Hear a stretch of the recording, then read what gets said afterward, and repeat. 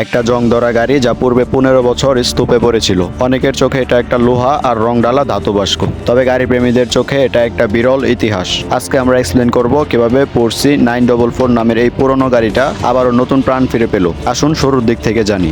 আমরা একটা টলি গাড়ি নিয়ে চলে যাই সেই পুরনো গাড়ির কাছে, এটাকে আমাদের গ্যারেজে নিয়ে আসার জন্য। ঘামঝরা পরিশ্রমের পর জঙ্গল থেকে গাড়িটাকে টেনে হিচড়ে বাইরে বের করি। এখন ট্রলিতে ওঠানোর পালা। যেহেতু চাকাগুলো ড্যামেজ, তাই মাটিতে হিচড়ে হিচড়ে উপরের দিকে উঠছে। এভাবে 1 ঘন্টা পরিশ্রমের পর চলে আসলাম আমাদের গ্যারেজে। এখন আমাদের রেস্টোরেশনের সকল কাজ ধাপে ধাপে করব। এখানে দেখা হচ্ছে গাড়ির প্রত্যেকটা জিনিস কোনটা কি অবস্থায় আছে। তবে যেহেতু এটা একটা স্পোর্টস কার, এমনকি এটা আজ থেকে 50 বছর আগের খুবই জনপ্রিয় একটা গাড়ি, তাই এটা সবসময় যার কাছেই ছিল খুবই যত্নে ছিল, তাই বেশি একটা ড্যামেজ হয়নি ভিতরটার দিকে। ওপরে ময়লা আবর্জনা ছিল একটু বেশি, তাই আমরা সকল পার্টস প্রথমে ভ্যাকিউম করে নিলাম। এই গাড়ির সবচেয়ে আকর্ষণীয় একটা সাইট হলো এর সামনের 2টা হেডলাইট। আমরা একটা নতুন ব্যাটারি লাগিয়ে টেস্ট করতেছি লাইটগুলো কাজ করতেছে কি না। জেনে আপনারা অবাক হবেন যে এত বছরের পুরনো গাড়িতেও এখনো লাইটটা কাজ করছে সুন্দরভাবে। ভাবা যায় 15 বছরের স্তূপে পড়া গাড়িটা আকর্ষণীয় সিস্টেম এখনো ভালো। এখন চলবে আমাদের পরিষ্কার আর চকচকা করার কাজ। যেহেতু আমরা সেই আগের গাড়িটার মতোই নতুন চকচকে বানাবো, তাই আমাদের ওয়াশ করতে হবে ভালো করে। ওয়াশ করতে করতে কিছু আকর্ষণীয় ব্যাপার আমি আপনাদের জানাতে চাই। এই গাড়িটা হলো পোর্সি 944 মডেলের একটা গাড়ি। 1982 থেকে 1991 সালে সবচেয়ে আপগ্রেড ও উন্নত ভার্সন ছিল এই পোর্সি 944 গাড়িটা। এটা ছিল 4 সিলিন্ডারওয়ালা বিশ্বের প্রথম গাড়ি। এর ইঞ্জিন ছিল টার্বো চার্জার। ঘন্টায় প্রতি সেকেন্ডে প্রায় 100 কিলোমিটার বেগে ছুটতো এই গাড়ি। গাড়ির তখনকার সময় টপ স্পিড স্পোর্টস কার ছিল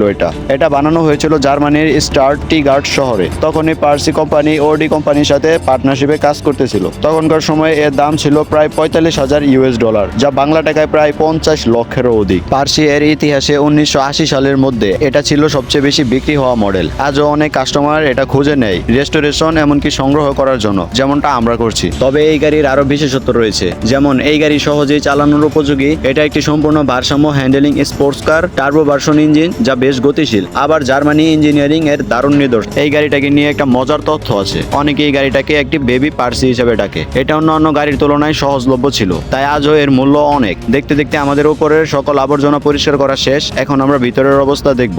বিশেষ এই ভাইব্রেটর মেশিন দিয়ে ভিতরের সকল চিপাচাপায় ময়লা আবর্জনা বের করে আনতেছিলাম এই সিস্টেমের মাধ্যমে। এখন এই গাড়ির কার্পেট গুলো যেহেতু অরিজিনাল, তাই আমরা চাচ্ছি এগুলোই রেখে দেব, কারণ এখন এরকম নতুন কার্পেট পাওয়া সম্ভব না। তাই এগুলোকে রিসাইকেল করে পুনরায় ব্যবহার করব। তবে এই কার্পেট গুলো পরিষ্কার করতে আমাদের হয়েছে নাজেহাল অবস্থা। বারবার পরিষ্কার করা হচ্ছে, ঘষা মাজা হচ্ছে, তবু কোনো পরিবর্তন দেখা যাচ্ছে না। এক পর্যায়ে কিছুটা পরিবর্তন এসেছে, তবে আগের তুলনায় কিছুটা পরিষ্কার হয়েছে। যাই হোক, এটাকে আমরা আবার বার্নিশ করে পুনরায় ব্যবহার করব। এখন আমরা সামনে ডেস্কটপে কাজ করতে হবে। যেহেতু সকল সিস্টেমই ভালো, তাই বেশি একটা কষ্ট করা লাগবে না। তবে উপরের ময়লা আবর্জনাগুলো পরিষ্কার করতে হবে, সেই সাথে চাকাগুলোকেও পুনরায় হাওয়া দেওয়া হবে। এখন আমাদের 90% কাজ শেষ। এখন আমাদের হাতে আসলো আসল কাজ, গাড়িটাকে নতুন করা এমনকি চকচকা করার জন্য যে পরিশ্রমটা করতে হবে সেই পরিশ্রমের ধাপ শুরু। এখন গাড়ির প্রত্যেকটা পার্টস ও বডি হাতের সাহায্যে ডলে ডলে চকচক করতে হচ্ছে। ঘষা মাজা শেষে সকল কাজ শেষ। এখন দেখাবো ফাইনালি আউটপুট রেজাল্ট। সবশেষে এখন একটা লুক দিতে পেরেছি আমরা এই গাড়িটাকে। আশা করি যারা এতক্ষণ আমার এই ভিডিওটা দেখেছো কিছু না কিছু জানতে পেরেছো। চাইলে তুমি আমার এই চ্যানেলটাকে সাবস্ক্রাইব করতে পারো।